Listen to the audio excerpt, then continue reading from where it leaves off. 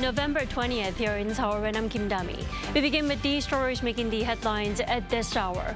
Starting with President Yoon Suk-yeol's state visit to the United Kingdom. The South Korean leader will become Britain's first state guest since the coronation of King Charles III in May, while also marking 140 years of South Korea-UK diplomatic ties. Yoon will also make a stop in Paris for a final push for Busan's bid to host the 2030 World Expo.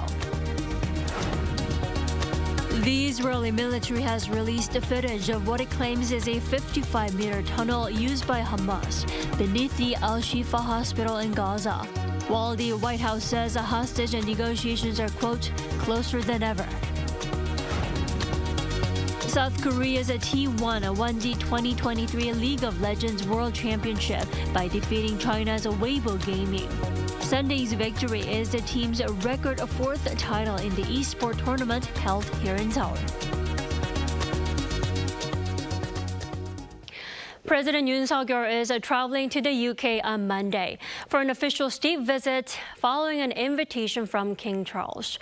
Now, the trip will include a host of royal events, but will also be an opportunity to bring about progress in a variety of areas of cooperation. Our Oh Soo-young starts us off.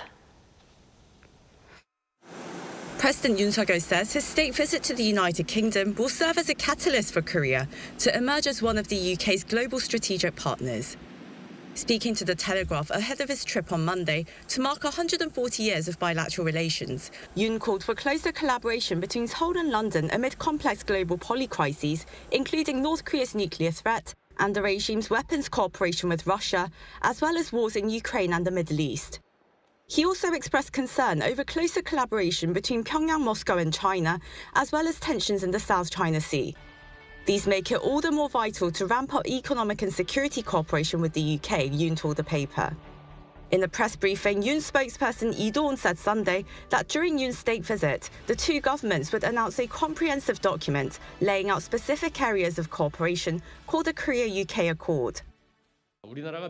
Excluding the United States, it is unprecedented for our country to issue a comprehensive document of this kind. It is expected to be an opportunity to re-establish our diplomatic relations. Following a royal reception, luncheon and tribute to Korean war veterans, he added that the South Korean leader would make a speech to Parliament in English, as he did at the US Congress. With Britain's tilt to the Indo-Pacific, its post-Brexit strategy to engage more deeply with countries in the region, amid trade and geopolitical uncertainty in the world, the two countries are expected to bolster cooperation in various fields. The UK has a developed defence industry and is also a permanent member of the UN Security Council. Since Korea will serve as a non-permanent member of the Council for 2 years starting next year, there's great potential for cooperation in terms of security. Also elaborating on economic ties, Yi noted that the UK is the world's sixth largest economy with a GDP of over $3 trillion and a trade volume with South Korea of $12 billion last year. We're seeing rise in luxury goods trade, we're seeing rise in renewable energy, we're seeing rises in automotives. You know, some of our automotive brands, Korea is in their top 5 markets. So defence as well, and digital. So Korea is a really strong market for British business, and it's great that that's increased.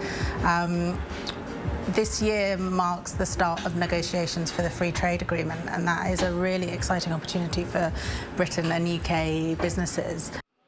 Following his visit to the UK, Seoul's top office says Yoon will head to France for 3 days to promote Korea's bid to host the 2030 World Expo in the port city of Busan, engaging with various delegates of the Expo's organisation based in Paris. He said the final presentation for Busan will be made by an influential figure in the international community ahead of the final vote on November 28. Oh Soo-young, Arirang News. And over the weekend, President Yoon wrapped up his Apec trip in San Francisco. In the last stop of his 3-day trip, he took the podium along with his Japanese counterpart Fumio Kishida at Stanford University. Our Kim Do-yeon reports.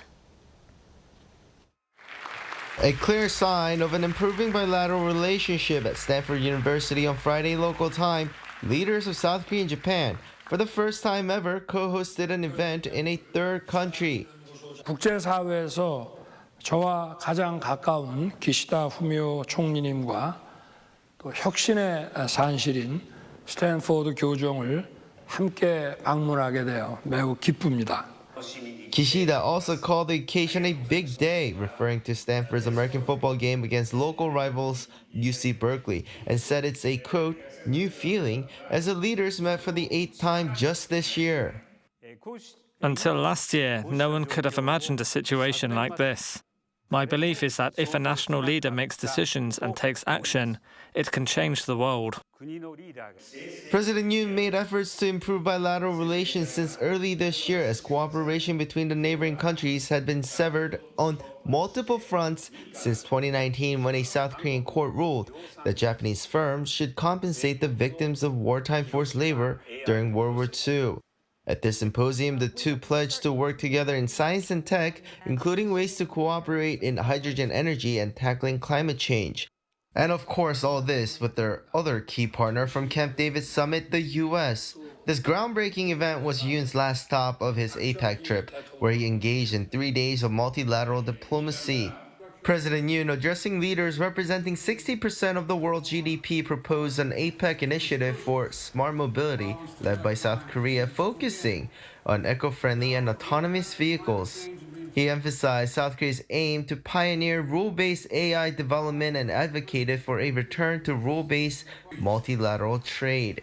Amidst all this, he met with leading business figures in the U.S. as well, with 4 companies, General Motors, DuPont, IMC, and Ecolab, announcing investments to South Korea totaling $1.16 billion US. By attracting foreign investment through the top office's diplomatic efforts, we can immediately contribute not only to our economic growth, but also to the creation of good jobs. The investment from 4 US companies is expected to generate numerous high-quality jobs, especially in advanced industries like automobiles and semiconductors. In addition, his participation at the Sideline Summit among the 14 IPAF members garnered attention as 2 more pillars on cooperation on clean energy and anti-corruption measures were officially accepted, with only the 4th and final pillar on trade matters to be agreed. Kim Do-yeon, Arirang News. The Israeli military on Sunday released video footage of a tunnel shaft it says is used by Hamas under the Al-Shifa hospital. The Israel Defense Forces say the tunnel shaft extends 10 meters underground and that the tunnel itself continues for 55 meters and includes a blast-proof door and firing holes. The military also announced Sunday the capture of more than 100 Hamas operatives during recent ground offensives in Gaza City. It added that they're being interrogated and have provided information on the locations of Hamas tunnels, weapons depots, and operational methods.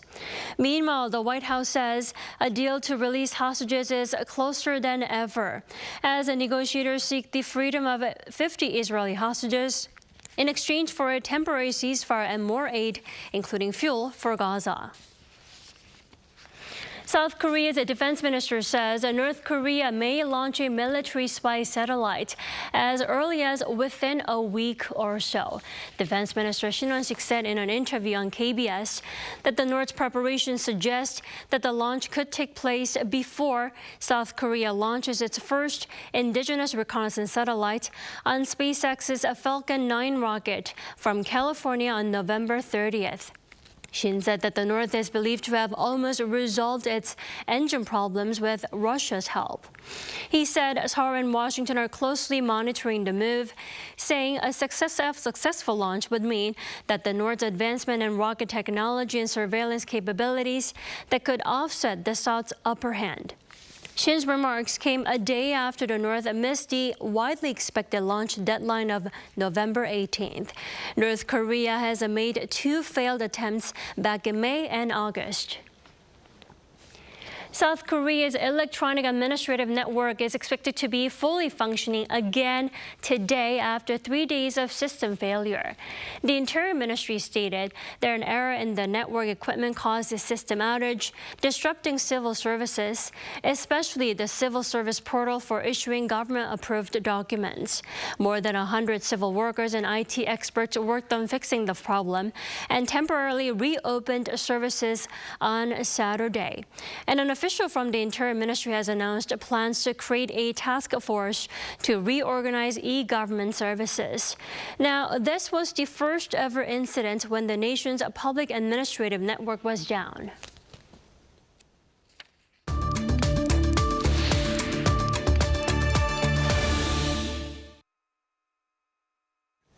North Korea's third attempt to launch its first spy satellite into the orbit may take place within a week or so. In fact, as early as this week. For more, let's turn to Bruce Bennett this morning. Welcome back. Thank you very much. So it is highly likely that the launch will take place in the coming weeks, if not within the year, because making that a success is one of the regime's major military goals of 2023, right?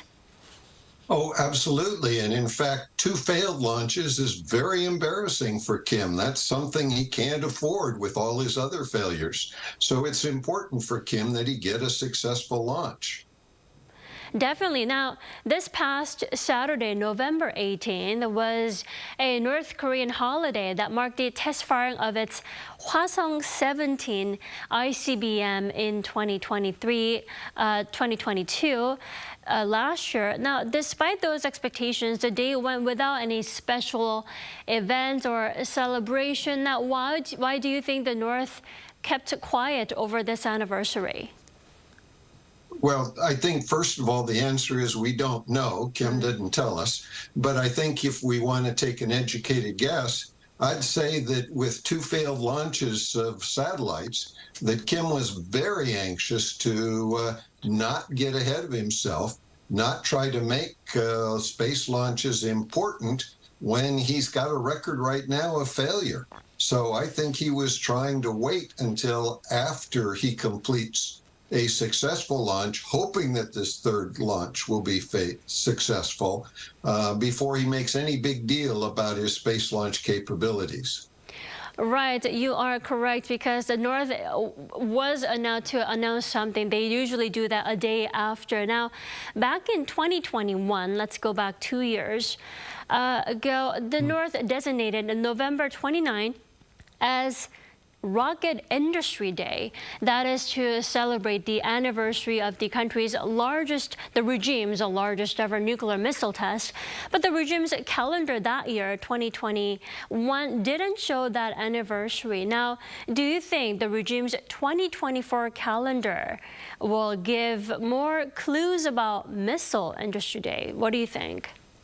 Oh, I think we'll probably see something if the third launch is successful. If it's not, then I don't think the regime is going to make a big deal about it. This is the kind of thing where very clearly they want a success. And if they get it, then they'll make a big deal about it. Definitely. So the Missile Industry Day will all depend on the success or the failure of the third launch attempt. Now, I have to point out, it's been a while since the leader Kim Jong-un has been out seen in public. Now, why is this? What do you think he's up to? Well, this is a case that's been true for years. He's been someone who's disappeared for significant periods of time, for a month or more, many, many times in a year in past years. So this is a character of his operating procedures. And I think we have to recognize that he may be ill. He certainly has been ill in the past with problem with his foot that took him out of the visibility for over a month. He may have had other illnesses, and so it could be that, or it could just be that he doesn't very much like being in the limelight. He wants more privacy. We just really don't know. Right, but he must be paying close attention to all these diplomatic developments that are happening from the Apec summit, the summit between U.S. President Joe Biden and Chinese leader Xi Jinping, right? Oh, absolutely. But that's all bad news for him. The fact that the outside powers are cooperating closely, I mean, he would really like to break the U.S.-ROC alliance. The fact that he's failing to do so when he's told his leaders that he wants to do it, that's also another failure. So he's going to be really, really careful with those kinds of things to downplay them until he can start establishing some of his own successes. Right. Before I let you go, should we expect a plenary meeting in the North at the end of the year, or at least the beginning of New Year? Because that's what usually happens, right? Now, if a meeting does take place, what kind of goals do you think the North will lay out for the New Year? And again, I think that in part depends upon whether or not the third launch is successful. Okay. If the third launch is successful, he's going to talk about more space launches and wanting to do more in that kind of area. If the third launch is a failure, he's going to want to ignore that.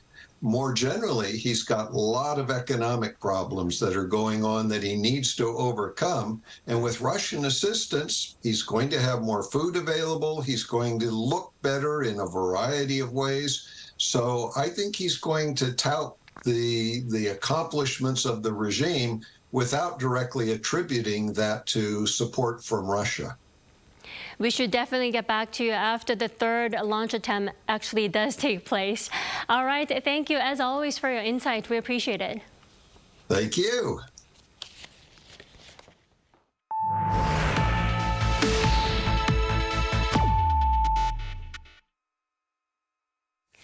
In the 2023 League of Legends World Finals, South Korean team T1 has won its fourth title.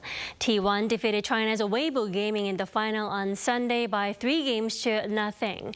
It's T1's fourth victory following its wins in 2013, 2015, and 2016.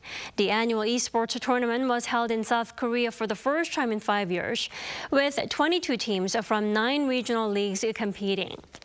T1 player Cheongju, or Zeus, was named MVP at the finals, while team captain Lee Sang-hyuk, or better known as Faker, became the only player in the world to have won a total of 4 world championships. League of Legends is an online battle video game developed by American game developer Riot Games in 2009. The world's first UNESCO International Center for Documentary Heritage has opened here in South Korea. Now, it opened in Cheongju, the hometown of Jikji, the world's first metal movable type. Our Choi Soo-hyung visited the center. Documentary heritage is a key part of our understanding of the history of civilization. The UNESCO International Center for Documentary Heritage opened on November 1st in Cheongju, Chungcheongbuk-do Province, home to the world's first metal movable type, Jikji. Korea, with the Asia's largest and the world's 5th largest documentary heritage, became the first to open such a center. UNESCO believes the power of knowledge that has contributed to facilitation of human development, especially through documentary heritages represented by global communities. A special opening exhibition prepared for this event delighted visitors. This exhibition brings joy by exploring the documentary heritage of the world, focusing on the big theme of giving light, progress, and hope to humanity. Visitors can experience the history of humanity, accompanied by records as they pass through 5 zones. In the Zone 1, an artwork shapes light against the darkness using the nebula sky disk likely created in the Bronze Age, showing celestial phenomena as a motif using light and shadows. You can also see the big wall art screen, which combines documentary heritage with modern digital media. The head director of this opening exhibition said anyone can truly feel the essence of the light. I use light as a metaphor so that the audience can actually feel the discovery and the significance through their own discovery through by being in the exhibition. Additionally, visitors can contemplate records of humanity's darker moments such as war, disease and discrimination and witness the efforts made by humanity to overcome such darkness. In the final zone, visitors also have the opportunity to leave their own records by writing a letter. I want them to forget about everyday, worries, forget about the congested traffic and city noise and the lights, noisy lights and signs on the way. The exhibition will be open until June 28th next year. Choi Soo-hyung, Arirang News.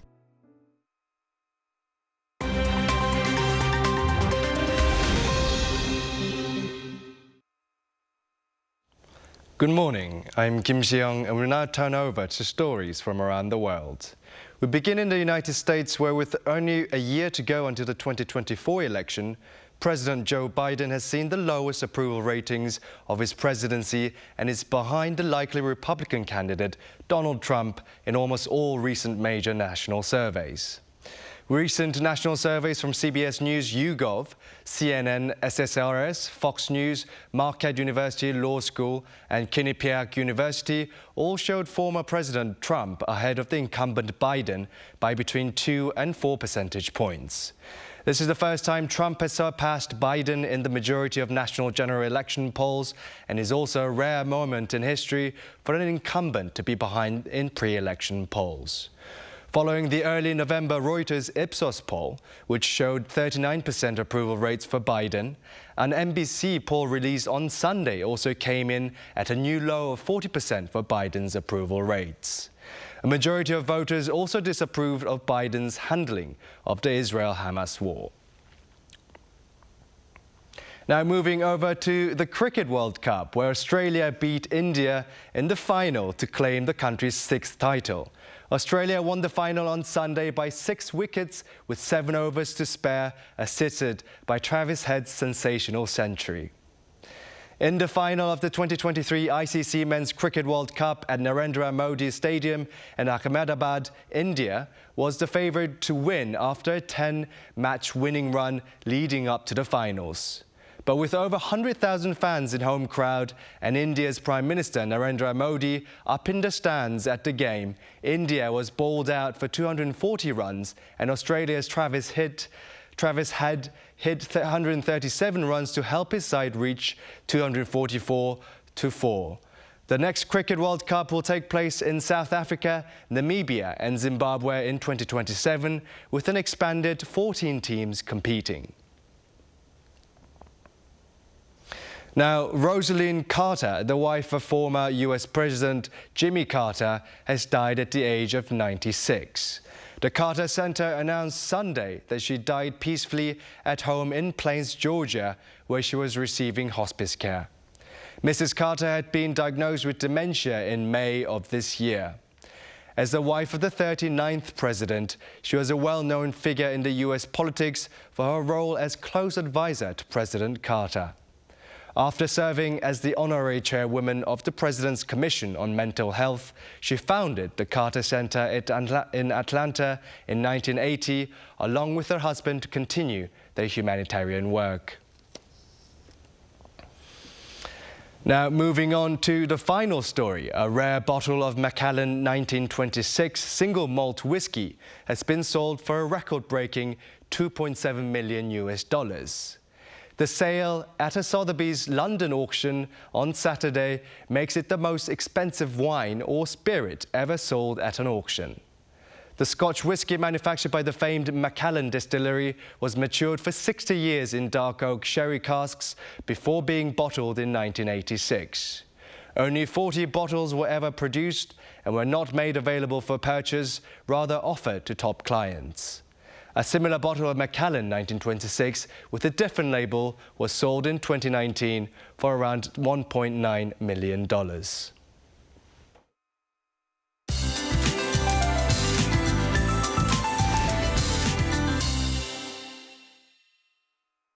Good morning. The recent dramatic roller coaster temperatures have led to many people catching colds. Even in our office, many couldn't make it to work today. Take good care of yourselves. Wearing a face mask in crowded areas can be a big help, and remember to wash your hands frequently. Although afternoon highs will be a couple of degrees lower this afternoon compared to yesterday. As winter approaches, the air is becoming drier. A dry weather advisory is in place for the east of Gangwon-do and Gyeongsang-Buk-do province today.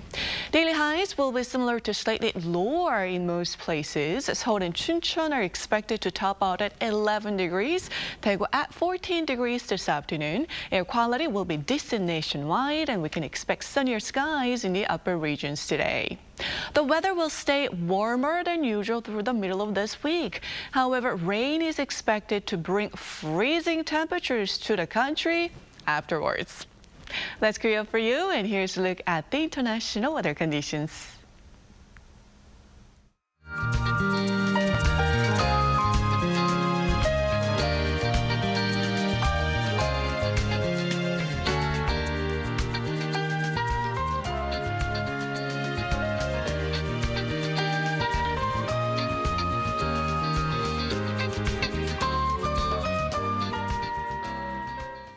We thank you for watching New Day at Arirang. We'll be back tomorrow for Tuesday's edition at the same time, 9 a.m. Korea time.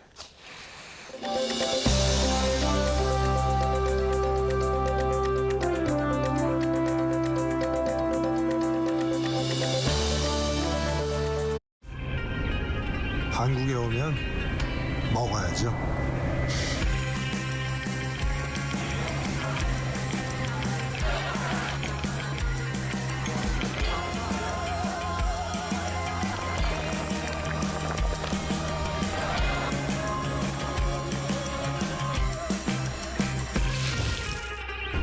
먹어도 끝이 없는 나라. 감당할 수 있겠니?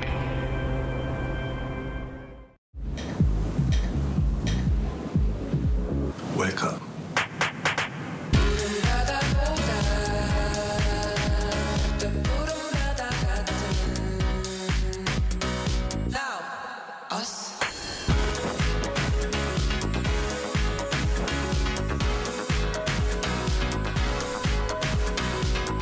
엄청난 에너지를 춤으로 뿜어내는 나라. 감당할 수 있겠니?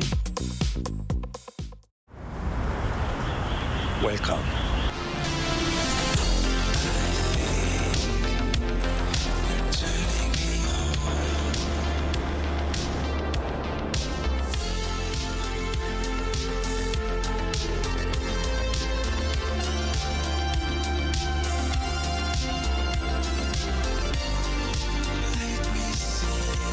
(24시간) 불이 꺼지지 않는 나라. 감당할 수 있겠니? I'm live.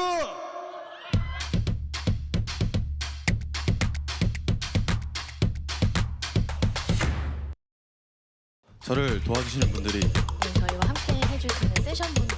아무리 봐도 이거 먹지 펜션 같은데 아니라고 아무도 안 하는 거고.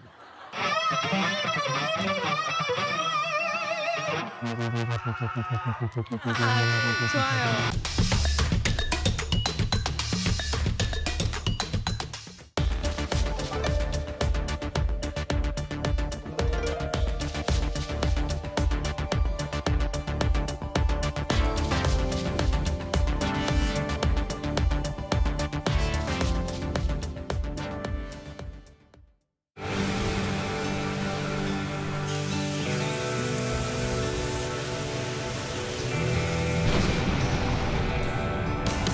Busan, Korea is already reaching the entire world, like ocean waves that travel far and wide.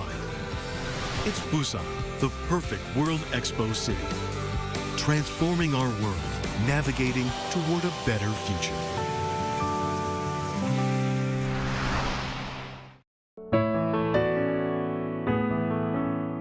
We ask global leaders, what fuels your passion? How did you develop the courage to take that leap? What would you say to those who look up to you, the globalists? For those who dream of the world stage, the globalists will share their stories. You're watching The Globalists. You're watching Arirang.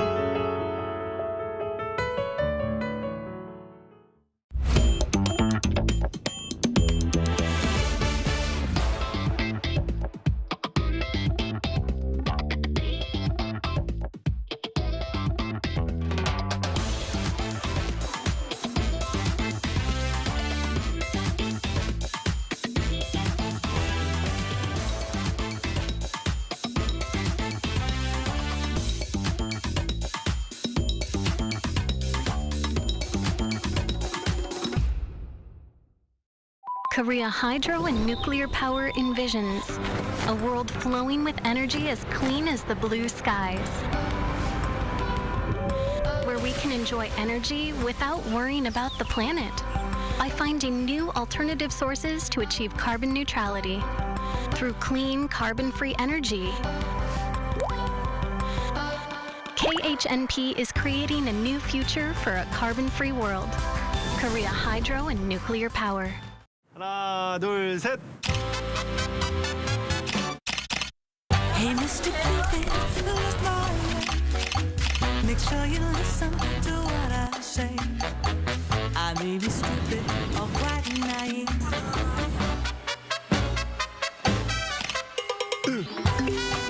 끝없이 쏟아지는 포토스팟. 휴대폰 한 대로 감당할 수 있겠니? Arrow straight through my heart.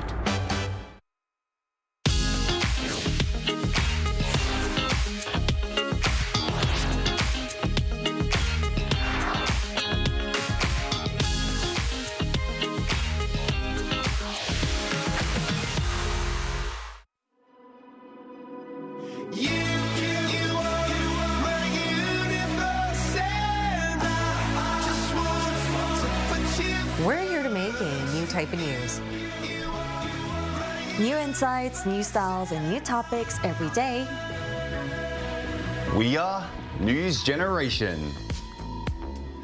Making news just for you. It's Monday, November 20th here in Seoul, and I'm Yoon.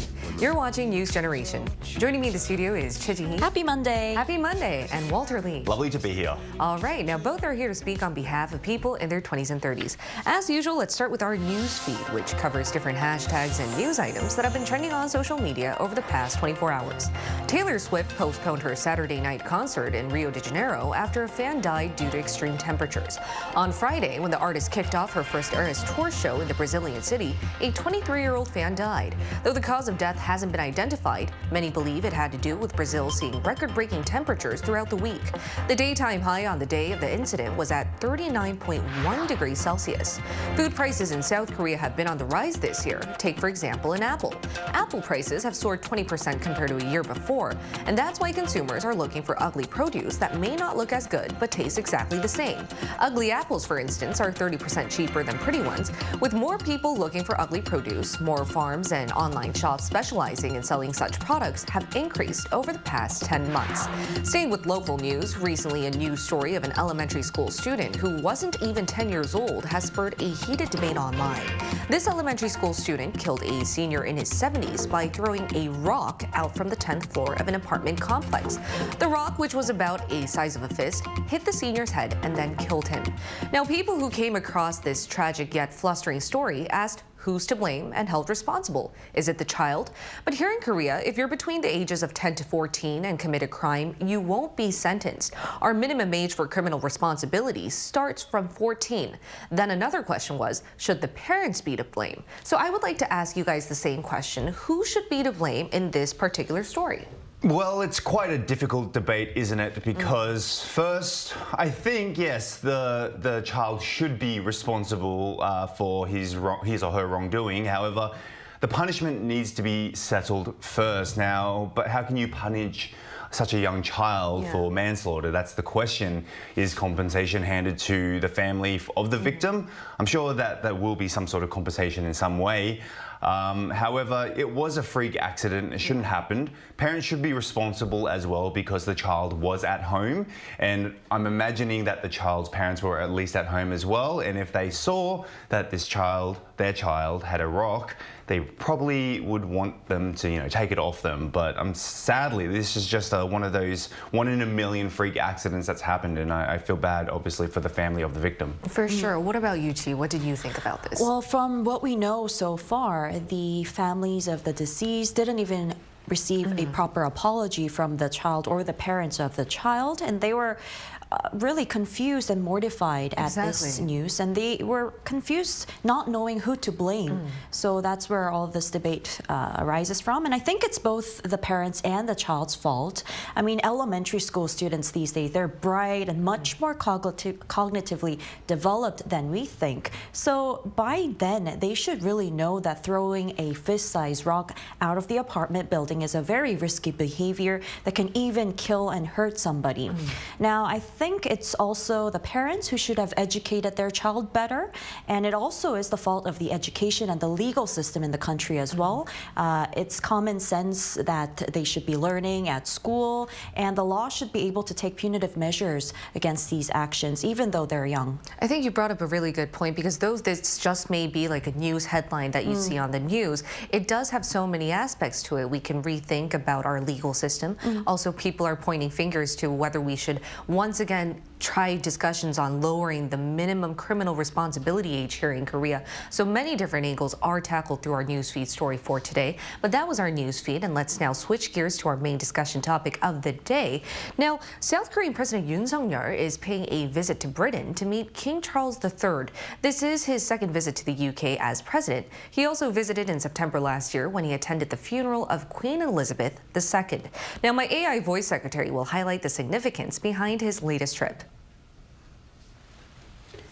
140 years. That's how long it has been since South Korea, the United Kingdom, established diplomatic ties. Back in November of 1883, Britain reached out its hand to the Korean peninsula, which at the time was called the Joseon Dynasty. The UK was the second Western nation to engage in diplomatic ties with Korea. To mark their long-lasting ties, South Korean President Yoon Suk-yeol is on his way to meet with King Charles III. He and First Lady Kim Kyun-hee will become the first state guests for Britain since King Charles' coronation in May.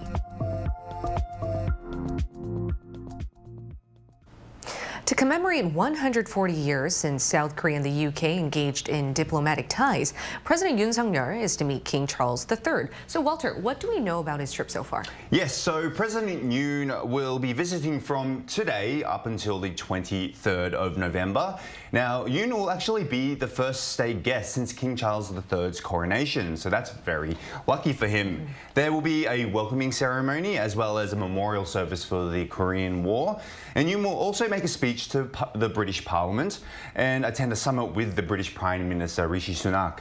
So a lot to do while in Britain. A lot to do during his packed trip. Now, Chi, would you like to elaborate? Sure. Well, in addition to everything that Walter told us, on the 8th of this month, King Charles III made a visit to New Malden, which is a Korean neighborhood in London, in order to honor President and the First Lady for before their state visit to the UK. Now, during his visit, the king stopped by the Methodist Church as well, where he was presented with the traditional Korean dish kimchi, and he also met with some young people who were enjoying Korean dessert called bingsu. It's shaved ice at a nearby cafe, and the king also visited a sticker photo studio, which is really popular among the millennials and Gen Z here, to see how it operates. So he basically had a very cultural tour of Korea in order to welcome them properly with some background knowledge of the country. And what better way to do that than a Koreatown in the UK, as you can just see on the screen. Exactly. Now, it's also worth noting that, as you mentioned, Walter, President Yoon is the first foreign leader to visit the UK after the monarch's coronation back in May.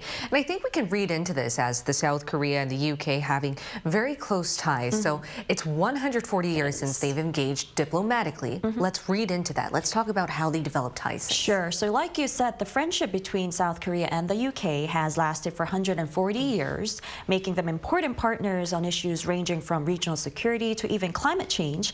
And they share strong trade relations and regional goals as trusted friends. Now, the UK has even shown great effort to improve Korea's status as well as to preserve the friendship through various diplomatic activities, this including their participation in the Korean War. And also, Korea has signed a free trade agreement with the UK very swiftly following the UK's departure from the EU.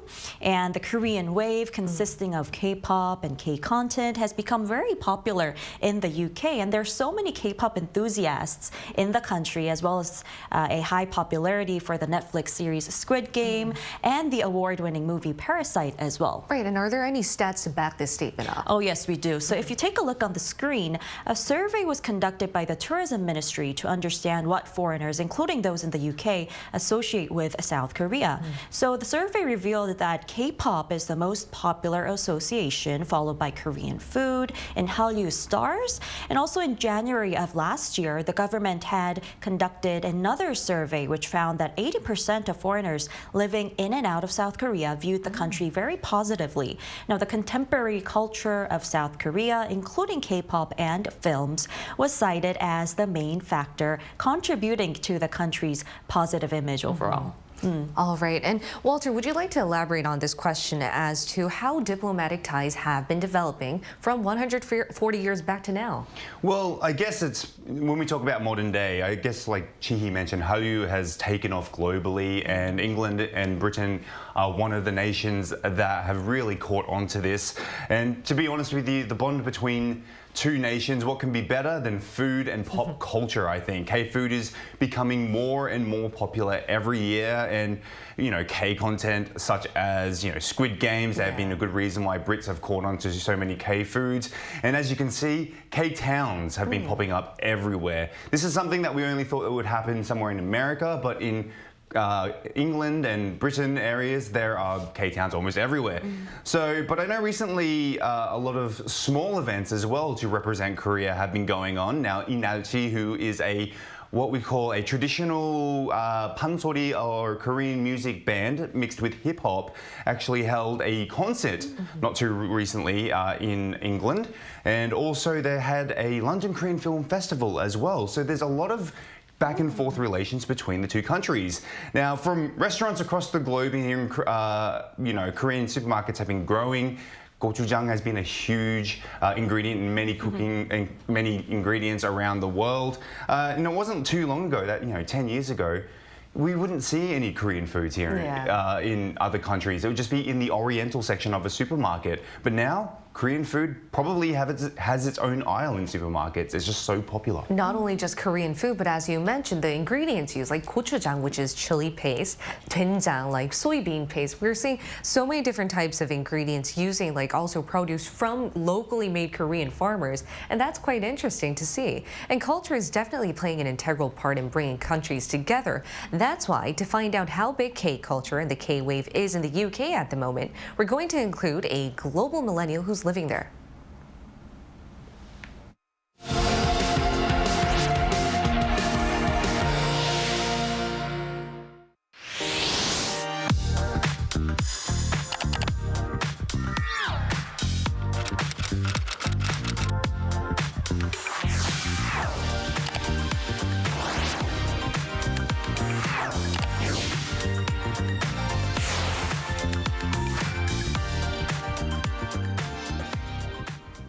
We're now going to talk to a fellow millennial living in London. It's Kenji Morimoto, a food writer based in London at the moment. Welcome, Kenji. Hello, thanks so much for having me. All right, Kenji, as you've heard from our discussion so far, we can see that Korean dramas, K-pop, and now Korean food is booming in the UK at the moment. And I think you have a lot to say on this matter because you are a food writer there. So are you seeing a lot of Korean food at the moment? Do you think there was a specific turning point or time frame when there seemed to be a Korean culture boom in the UK? Very good question. Yes, I'm a food writer, but I'm also a content creator, specifically with fermentation. So a lot of what I focus is on kimchi and gochujang, etc. But yes, over the past, I would say the last 5 to 6 years, the number of Korean restaurants, the number of Korean grocery stores, Korean skincare brand stores have popped up like no other. I moved to London about 6, 7 years ago, and when I moved there, it was quite hard to find one type of kimchi in a grocery store. Now, if you go to a grocery store, there's a few varieties. People are making them small batches, artisanal. So it's not just, one brand only. There's many players now in the UK market who are doing it, but also adapting it to kind of local produce. So again, very much celebrating the authenticity, the origins of kimchi, but doing it in their own way. But yes, I would say Korean culture is definitely all over the place. And it's only growing kind of in numbers and also in terms of variety, which is really exciting. Well, Kenji, then why do you think K-culture and food is so popular there, specifically among young people? Very good question. I think it's honestly just very different and unique, right? I think, it's incredibly vibrant. There's so many interesting things coming out of Korea, as you were saying earlier, from movies to TV shows to, of course, music. And I think, it's just incredibly fresh for, I would say, the Western ear, the Western palate. And because it's so diverse in terms of what it can do and what it does, I think it's just incredibly exciting. So I think, it just appeals to millennials and Gen Z and Gen Z because it's so different. And there's so much to learn, there's so much to experience. So being a Japanese American who is currently living in the UK, I think you could relate to how important food and culture experiences can bring people together. Now, in your opinion, what do you think needs to be done to better promote Korea's image in the UK or get more British youth on board with wanting to learn about more about Korea? Sure. I mean, I think it's plain and simple. I think it's just, increased exposure leads to increased awareness. And I think that's what will drive the interest, right? Again, I think, from music to movies to TV show, but also social media, right? I think social media is such a massive form of, advertising, as marketing, as just awareness, as knowledge. And I think that will play a fundamental role in, increasing, again, exposure and awareness, and therefore interest in Korea. And Kenji, before I let you go, let me ask you one more question. How do you think the English youth at the moment are perceiving Koreans or Korea as a country as a whole? Ooh, very good question. I would say pretty exciting. Honestly, the number of people who now tell me that they want to go to Korea, not just for the food, but just because, again, they've heard, they've seen so much about it. So I think it's really exciting in a way that when I was growing up, and again, this was in Chicago, people didn't really know much about Korea. So just within, a generation, things have changed quite a lot for younger people, just very intrigued to experience it and see it. So I would say, quite a lot. Yeah, I think culture, food, K-pop, K-dramas are it's like the definite initial hook. But then once you get hooked into Korea, you find out all the history, the traditions, and what the country has to offer. And the next big step would be trying to plan out a trip here to Korea, as you mentioned. Exactly. Kenji, thank you so much. It was a pleasure having you here today.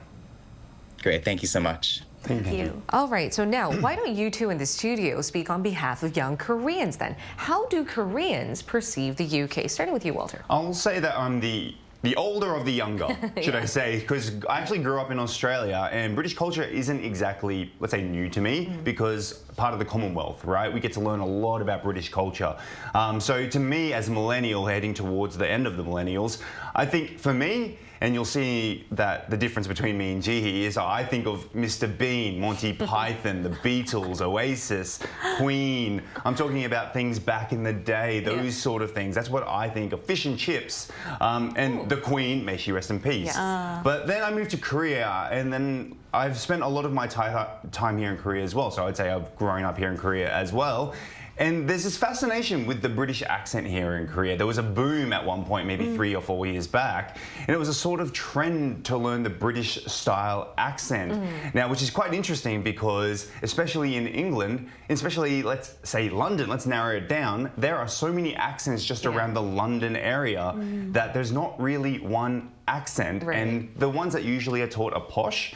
But to be honest with you, it's kind of, think about it like Seoul, in a way. There would be different accents within each region. That's not like here in Seoul, but yeah, I think Korea loves England, Britain, and the rest of, that area. There's this type of image where we associate sophistication with England. Yes. Now, what about you, Tihi? Well, when I think of the UK, I immediately picture Harry Potter. Harry Potter, yes. My all-time favorite book series. And the Beatles and Shakespeare, all these cultural icons. Although I have only been to Heathrow Airport in London during a layover, I have a very positive perception of the UK due to its rich cultural content, and many of them are very traditional as well. Plus, for someone who speaks English as a second language, it's really perceived as the origin of the language. And also, I still believe that the UK is a country of very well-mannered and gentle individuals as well. Gentleman image. And I'm sure for many millennials and Gen Z in the country, like you and Walter, I believe that we think of UK, the first country that pops up into our mind when we think of Europe as well. For sure. And like me, they would associate it with Harry Potter. Harry Potter. I think that has to do with our generation being like a big Harry Potter fan. We grew up watching all the series. Also, whenever we think of like the stereotypical gentleman, I don't know why, but London comes up. And I've never even been to London. But there are those positive stereotypes. And I think this positive image has to do with us, South Korea, and the UK having engaged in diplomatic ties for 140 years. And to commemorate that and many more years to come, is there anything you guys would like to see in terms of South Korea and UK relations developing, especially with President Yoon's state visit there? Well, if we take a look at the economic kind of perspective of the country, the UK's economy, much like those of other industrialized nations, they've seen a significant increase in the services sector, particularly the finance. And so there's a relatively small share of traditional manufacturing now.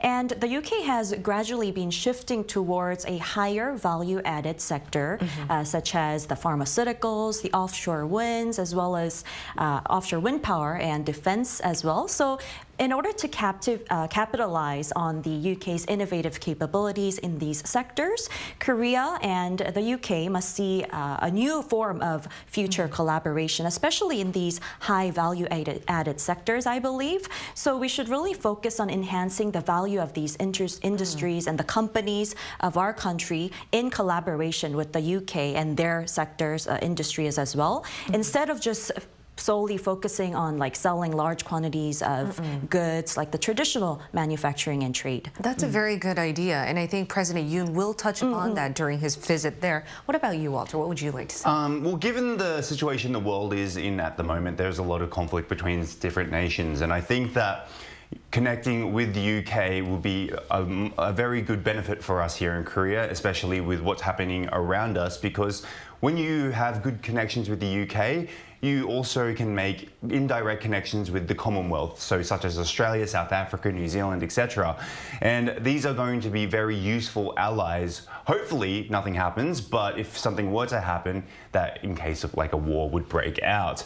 But on a more lighter note, maybe the trades agreements as well. Like I know that there's a lot of great British food out there that can come back and forth in between Korea. And of course, as we said, we've got some great food here to bring to England or Britain itself. So yes, I'd like to see obviously trade and the connection between allies in certain dangerous situations. Right, and today we decided to dedicate this episode into talking about the 140 years of diplomatic ties between South Korea and the UK, all because President Yoon is making a state visit there. But I think for every state visit, whether President Yoon is in the United States or in different parts of Europe or in Asia, we always look at the diplomatic ties we have with other countries. And I think it's worth noting that for the generation, like the new generation, we might not be that interested in diplomacy or politics, but I do think it is important to understand that we have our eye on what's happening because it does affect us on a daily basis. Right. Like we might think that economics or politics are far-fetched from us,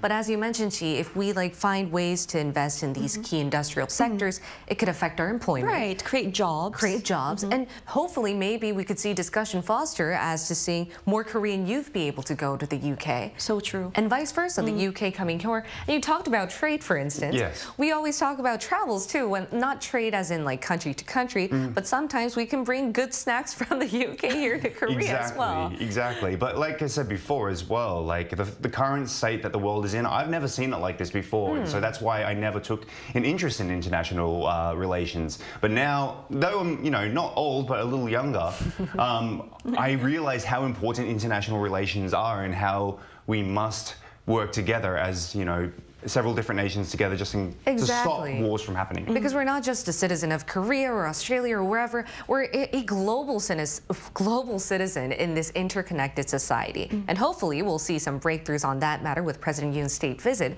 But until then, we'll be here every day from 9:30 to 10 a.m. Korea time, bringing you more topics young people are talking about. Special thanks to Chiji. Thank you. And Walter Lee. Lovely to be here. All right, and thank you everyone for watching. We'll see you tomorrow. We are News Generation.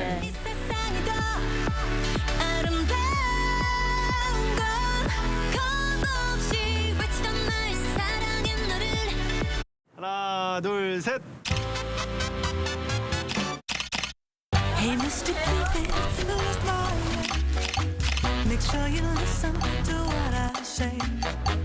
I may be stupid or quite naive,